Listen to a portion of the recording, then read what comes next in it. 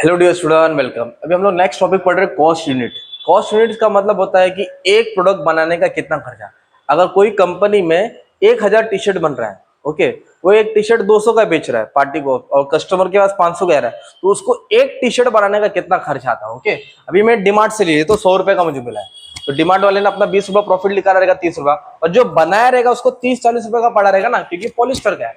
तो cost unit क्या दिया है, कॉस्ट, माइक चालू करने बंद तो नहीं हो गया, चालू, हाँ।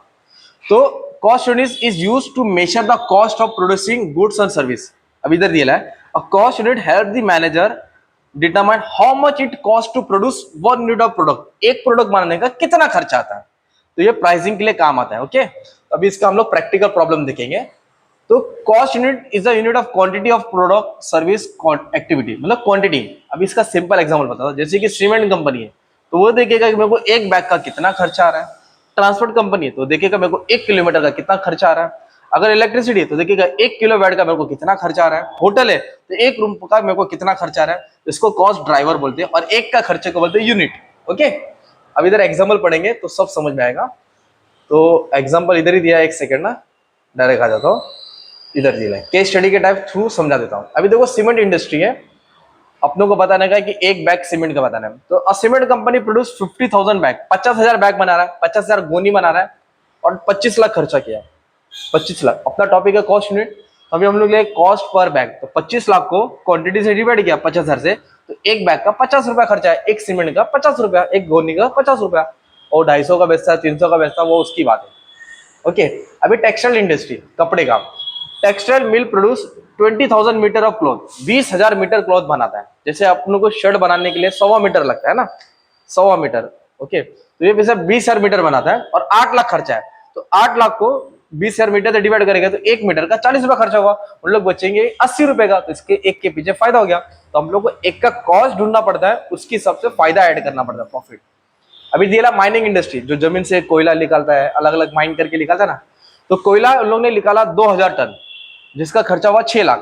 तो 6 लाख को 2000 टन से डिवाइड करेंगे 2000 से, तो एक टन के पीछे 300 खर्चा हुआ। एक टन के पीछे 300 खर्चा हुआ, तो कॉस्ट कितना हुआ एक टन का, 300। वैसे ट्रांसपोर्ट इंडस्ट्री, मतलब बस, एक बस में 40 पैसेंजर है और बस 100 किलोमीटर जा रहा है, आवन जावन कर रहा है ना।